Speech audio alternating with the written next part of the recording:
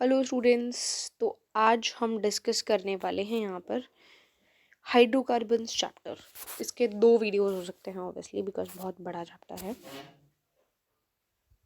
Hydrocarbons. तो hydrocarbon का meaning है hydrogen and carbon containing compounds only. इसमें ऐसा कुछ नहीं होगा कि आप ड्यूटीरियम ले लोगे, ट्रीटियम ले लोगे, नहीं होगा। ठीक है, तो आपको क्या करना होगा, only and only hydrogen and carbon containing compounds को लेना है और कंपाउंड्स को बनाना है अलग अलग, जो कि होंगे हाइड्रोकार्बन्स। ठीक है, इसमें हमारा मेन, हमें पता ही है क्या होता है, एल्केन्स होते हैं as you all know. Alkanes का तो सबको पता होगा। आई डोंट थिंक सो मुझे यहाँ पे इस चैप्टर के अंदर जीओसी पढ़ानी चाहिए। Alkanes, alkenes, alkynes, I think so you have already read them. तो हम सिर्फ डिस्कस करेंगे। एल्केन्स को पैराफिन्स बोला जाता है और ये सैचुरेटेड हाइड्रोकार्बन्स होते हैं। ये क्या होते हैं? Saturated hydrocarbons. पैराफिन्स इसलिए बोला जाता है क्योंकि देखो, पैराफिन्स ले लिए, पैराफिन्स, ओ रुको, पैराफिन्स आपको दिख रहा है ये वर्ड और ये वर्ड, इससे निकल रहा है पैरम, इससे निकल रहा है अफीन्स। पैरम का मतलब होता है लेस या फिर लो। एफिन का मतलब होता है एफिनिटी, लव, है ना। तो एफिनिटी या फिर लव, तो इसका मतलब क्या हुआ कि लो एफिनिटी है, मतलब लो रिएक्टिव होते हैं ये। ठीक है, सब पता होगा तुम लोगों को, बाकी तो फॉर्मूला वगैरह वो मैं डिस्कस नहीं कर रही। हम बात करेंगे एल्कीन्स की। एल्कीन्स जो होते हैं उनमें जो होता है वो अनसैचुरेटेड हाइड्रोकार्बन होते हैं। ये मैं नहीं लिखवा रही, बस ये बहुत जनरल चीज़ें हैं। इसमें इंपॉर्टेंट चीज़ें हैं कुछ 2-3, वो मैं लिखवा रही हूँ यहाँ पे बिल्कुल। तो इंपॉर्टेंट चीज़ें क्या हैं? कार्बन डबल बॉन्ड कार्बन की जो लेंथ है, बॉन्ड लेंथ, वो बहुत इंपॉर्टेंट है। 1.34 एंगस्ट्रॉन्ग, ये लर्न करना है आपको। 1.34 एंगस्ट्रॉन्ग, 1.34 एंगस्ट्रॉन्ग। आप ऐसे जस्ट इसको पढ़ लीजिए। आप अगर हाइड्रोकार्बन चैप्टर को 2 से 3 बार रिवाइज कर लेते हैं तो आपको चैप्टर बहुत अच्छे से लर्न हो जाएगा। पहली बात तो अभी यहाँ पे ही हम लर्न कर लेंगे इस चैप्टर को, लेकिन उसके बाद में आपको 2 बार रिवाइज और करना पड़ेगा मिनिमम, ताकि लर्न हो जाए ऑब्वियसली। ठीक है, बॉन्ड एनर्जी भी बहुत इंपॉर्टेंट है। क्या? 143.1 किलोकैल मोल इनवर्स। याद रखें, सवाल आया हुआ है पहले, इसीलिए ये चीज़ सिखाई जा रही है, वरना मुझे कोई शौक नहीं है बहुत बड़ी बड़ी वैल्यूज़ देने का। ठीक है, लर्न करने की ट्रिक है, ट्रिक के साथ ही हम वीडियो बनाते हैं ना। 1.34 आपको लर्न हो जाएगा अब। सो इसमें रिवर्स कर दीजिए इसका। क्या कर दीजिए? रिवर्स। तो 143.1 and kilocal mole inverse, you can just remember like that. मतलब मर्जी होती है भाई, तुम किस तरीके से किस चीज़ को लर्न कर सकते हो, है ना। मोल इनवर्स था ना। आगे डिस्कस करते हैं। आगे हम क्या डिस्कस करेंगे? एल्काइंस के बारे में। एल्काइंस क्या होती हैं देखो ज़रा। बॉन्ड एंगल जो होता है, ये सब मैं नहीं बता रही हूँ, ये केमिकल बॉन्डिंग का है, पता होगा। हमें पता है कि HC1 2 3 CH, ये क्या है? सबसे छोटा एल्काइन है, जिसका नाम हमें पता होना चाहिए, कॉमन नेम एसिटिलीन। क्या नाम होता है? एसिटिलीन। ठीक है, एसिटिलीन इसका कॉमन नेम है, जो कि आपको याद रखना है। क्वेश्चन क्या होता है इस पर आया हुआ है, तो you must remember this thing कि भी कॉमन नेम्स भी बहुत इंपॉर्टेंट होते हैं। ठीक है, सिंपलेस्ट एल्कीन्स को, एल्काइंस को हमें एसिटिलीन बोलते हैं। तो मैंने बता दिया आपको। इसमें भी आपको बॉन्ड लेंथ लर्न करनी पड़ेगी। इसकी जो बॉन्ड लेंथ है वो होती है 1.20 एंगस्ट्रॉन्ग। वहाँ पर क्या थी? 1.34 angstrom, 143.1 kcal mole inverse and 1.20 angstrom. आप याद रखें प्लीज़, ये बहुत इंपॉर्टेंट चीज़ें हैं जो लिखवाई जा रही हैं। थोड़ी चीज़ें लिखवाई जाएंगी लेकिन इंपॉर्टेंट लिखवाई जाएंगी। ठीक है, बात करेंगे साइक्लोएल्केन्स की। साइक्लोएल्केन्स भी क्या? साइक्लोएल्केन्स जो होते हैं वो भी एक टाइप से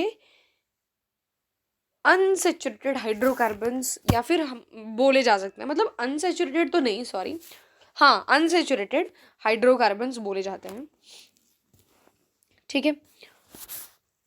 अनसेचुरेटेड इसीलिए क्योंकि एक रिंग के अंदर डिग्री ऑफ अनसेचुरेशन जो होती है वो 1 होती है, आपको पता होगा। Do you again isomerism, so you must go to that video to discuss isomerism, ठीक है। I am not discussing it over here, right. अभी हम बात करेंगे प्रिपरेशन ऑफ एल्केन्स। एल्केन्स, अब हम बात चैप्टर को स्टार्ट करते हैं। मेन चैप्टर वो बेसिक था कि हाँ नॉलेज इंपॉर्टेंट है, नहीं होगी तो चैप्टर में आगे बढ़ने में बहुत दिक्कत आएगी। तो यहाँ पर स्टार्ट करते हैं अपने चैप्टर को, प्रिपरेशन ऑफ एल्केन्स। प्रिपरेशन कैसे कर सकते हैं हम एल्केन्स का, it's a quite important thing जो कि पता होनी चाहिए, मतलब। तो प्रिपरेशन ऑफ एल्केन्स में हम डिस्कस करते हैं, थोड़ा सा बड़ा मैं कर लेती हूँ एक बार स्लाइड को ताकि आसानी से लिखा जाए।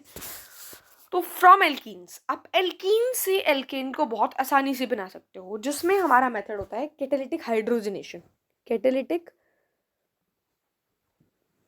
Hydrogenation, I am not writing it properly, मैं आपको नोट्स शेयर कर दूंगी डिस्क्रिप्शन बॉक्स में, या फिर you can comment me, I will post the notes there PDF form, I am just explaining the points over here, right.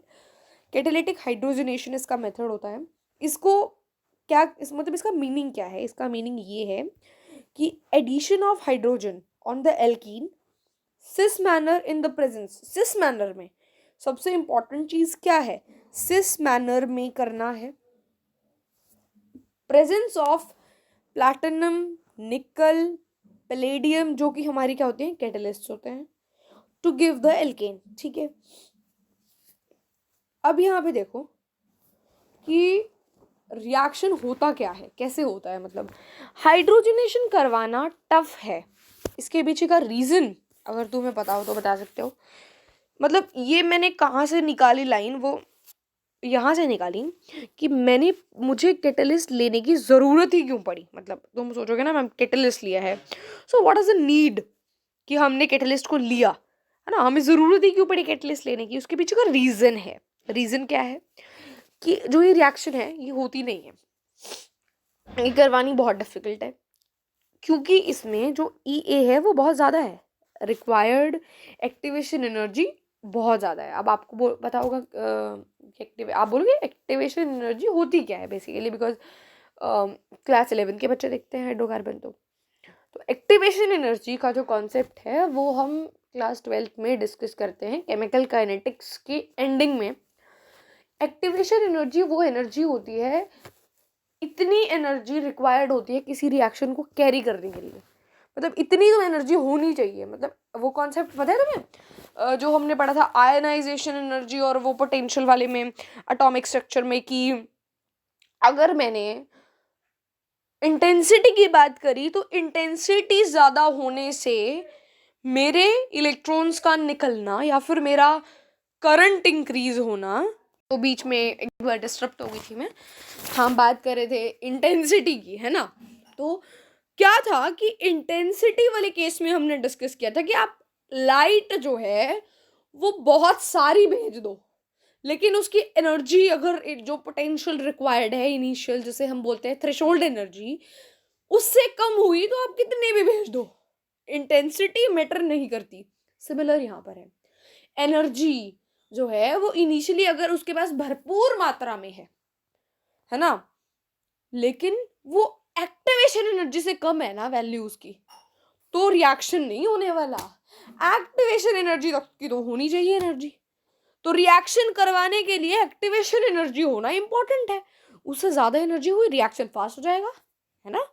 लेकिन इस case में क्या है, जो हमारा कैटालिटिक हाइड्रोजनेशन है इसमें एक्टिवेशन एनर्जी जितनी एनर्जी होती ही नहीं है।